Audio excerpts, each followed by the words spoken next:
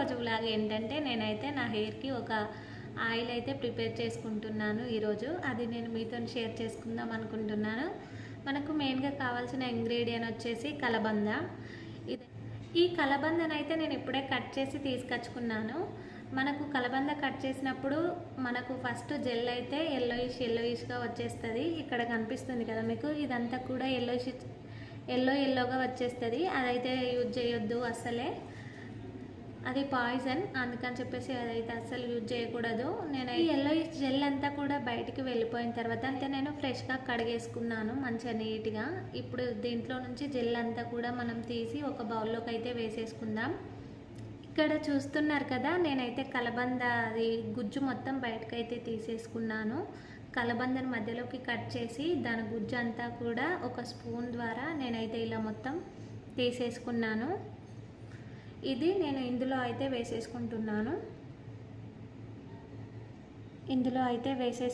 నేను దీంతోనే మళ్ళీ నేను పారాషూట్ ఆయిల్ అయితే తీసుకుంటున్నాను. ఇక్కడ పారాషూట్ ఆయిల్ అయితే తీసుకుంటున్నాను. మనకు కలబంద గుజ్జు ఎంత వచ్చిందో అంతే క్వాంటిటీలో మళ్ళీ ఆయిల్ని అయితే తీసుకుంటున్నాను నేను. కలబంద గుజ్జు అలాగే పారాషూట్ ఆయిల్ ఇవి రెండు అయితే కలిపేశాను. ఇప్పుడు మనం దీన్నంతా కూడా వేడి చేసుకోవాలి. ఇక్కడ నేను చూపిస్తున్న విధంగానైతే ఇలా సిమ్లోనే మంట పెట్టుకొని ఇలా ఆయిల్ని అయితే వేడి చేసుకోండి. ఈ అలోవెరాలో ఉన్న ప్రాపర్టీస్ అన్నీ కూడా ఆయిల్లోకి వచ్చేలాగా వేడి చేసుకుంటే సరిపోతుంది. ఈ ఆయిల్ అంతా కూడా కొంచెం బ్రౌన్ కలర్లో వచ్చేలాగా వేడి చేసుకుంటే సరిపోతుంది. ఇక్కడ చూస్తున్నారు కదా మీరు, ఆల్మోస్ట్ ఆయిల్ అయితే రెడీ అయిపోయింది మనకు. ఇంకొంచెం ఆగిన తర్వాత ఇదైతే తీసి పక్కన పెట్టేసుకుందాం. అలోవెరా జెల్ని అంతా కూడా తీసుకొని ఇలాగైనా వేసుకొని ఆయిల్లో వేసుకొని మరిగించుకోవచ్చు. లేకపోతే జెల్ అంతా కూడా గ్రైండర్ పట్టేసి అలా అయినా కూడా మీరు ప్రిపేర్ చేసుకోవచ్చు. ఇక్కడ అలోవెరా జెల్ అంతా కూడా సపరేట్ అయిపోయింది, అలాగే ఆయిల్ కూడా సపరేట్ అయిపోయింది కదా. ఇక ఇలా అయిన తర్వాత తీసి మన హెయిర్కి పెట్టేసుకోవడమే ఈ ఆయిల్ని. అలోవెరా ఆయిల్ని అయితే రెడీ చేసుకోవడం అయితే అయిపోయింది కదా. ఇక హెయిర్కి అయితే అప్లై చేసేసుకోవడమే. ఒకవేళ మీకు ఈ ఆయిల్ మిగిలిపోయినా సరే గాజు లాంటి సీసాలో పెట్టుకొని స్టోర్ చేసుకుంటే స్మెల్ రాకుండా ఉంటుంది. ఈ అలోవెరా ఆయిల్ వాడడం వలన హెయిర్ గ్రోత్ అనేది పెరుగుతుంది, అలాగే హెయిర్ ఫాల్ తగ్గుతుంది.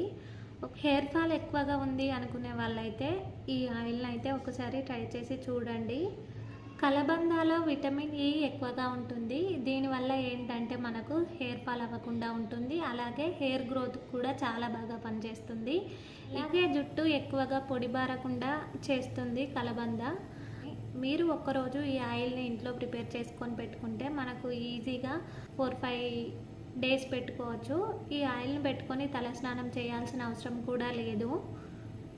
మనం రెగ్యులర్గా పారాషూట్ ఆయిల్ మనం నార్మల్గా ఆయిల్స్ ఎలా పెట్టుకుంటామో అలానే పెట్టుకుంటే సరిపోతుంది. తలస్నానం చేయాల్సిన అక్కర్లేదు. మీరు అలోవెరా జెల్ అలాగే పారాషూట్ ఆయిల్ అలాగే అందులోనే కొన్ని మెంతులు వేసి కూడా మీరు ఇలా ప్రిపేర్ చేసుకోవచ్చు. మనకు నెత్తిలో చుండ్రు ఉన్నా సరే ఈ అలోవెరా జెల్ అంతా కూడా గ్రైండ్ చేసి హెయిర్కి పెట్టుకోవడం వలన చుండ్రు కూడా తగ్గిపోతుంది.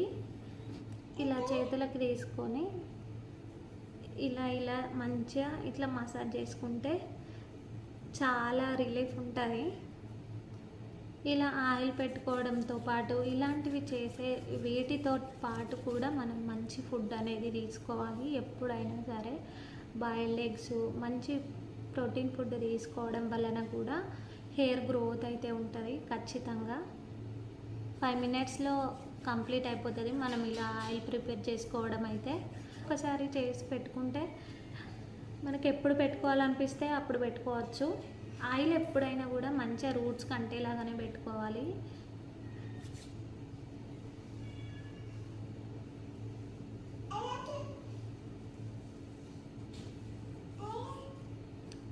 నిమ్మకాయ ఎప్పుడైనా సరే డైరెక్ట్ పెట్టుకోవద్దు హెయిర్కి డైరెక్ట్ పెట్టుకున్నా కూడా హెయిర్ ఫాల్ అయ్యే ఛాన్సెస్ అయితే ఉంటాయి.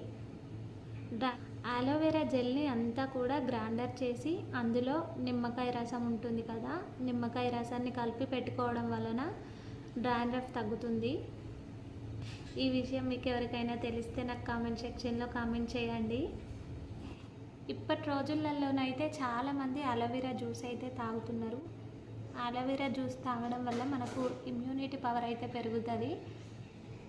మన ఇంటి ముందు గుమ్మాలకైతే కట్టుకుంటారు కదా, ఇంటి ముందు కట్టుకుంటారు చాలామంది. దిష్టి తగలకుండా కలబందలు అయితే కట్టుకుంటారు. ఇట్లా పెద్ద పెద్ద పొడవుగా ఉండే కలబందల చెట్లను తీసుకొచ్చి కట్టుకుంటూ ఉంటారన్నమాట. అట్లా కట్టుకుంటే ఏంటంటే దిష్టి తగలకుండా ఉంటుంది ఇంటికి అని చెప్పేసి అదొక నమ్మకం. చాలామంది అలానే కట్టుకుంటారు గుమ్మాలకి. ఎక్కువగా కలబందను అస్సలు ఎండిపోదు, వాటర్ లేకుండా సహజంగా పెరుగుతుంది కలబంద చెట్టు అయితే. మీరు ఎప్పుడు జుట్టును కోమ్ చేసుకునేటప్పుడు ఇలాంటి దొడ్డు పండ్లు ఉన్న దువ్వెనతోనైతే కోమ్ చేసుకుంటే బెటర్ అని నా ఫీలింగ్. ఎందుకంటే ఎక్కువ హెయిర్ ఊడి రాకుండా ఉంటుంది, హెయిర్ ఫాల్ అవ్వకుండా ఉంటుంది. మెల్లగా నిదానంగా చూసుకోవాలి ఎప్పుడైనా హెయిర్ని. తొందరగా ఫాస్ట్గా దువ్వడం వలన కూడా హెయిర్ ఫాల్ ఎక్కువ జరుగుతుంది. ఇలా దొడ్డు పళ్ళున్న దువ్వెన తీసుకొని కోమ్ చేసుకుంటే హెయిర్ ఫాల్ ఎక్కువ ఉండదు అనేది అది నా ఫీలింగ్. నేను చెప్పిన విధంగా ఒకసారి అయితే ట్రై చేసి చూడండి. అలాగే మీ రిజల్ట్ కూడా నాతో షేర్ చేసుకోండి. ఈ వీడియో మీకు ఎలా అనిపించింది అనేది కూడా నాకు కామెంట్ సెక్షన్లో కామెంట్ అయితే చేయండి. ఈ వీడియో మీకు ఖచ్చితంగా హెల్ప్ అవుతుందని చెప్పేసి నేనైతే అనుకుంటున్నాను. ఈ వీడియో మీకు కనుక నచ్చినట్టయితే లైక్ చేయండి, షేర్ చేయండి, కామెంట్ కూడా చేయండి. పక్కనున్న బెల్ ఐకాన్ని క్లిక్ చేయండి. నేను ఇలా వీడియో పెట్టగానే మీకు అలా నోటిఫికేషన్ అయితే వచ్చేస్తుంది. మరిన్ని మంచి వీడియోలతో మళ్ళీ మీ ముందుకు వస్తాను. సైనింగ్ ఆఫ్ మీ సంధ్య.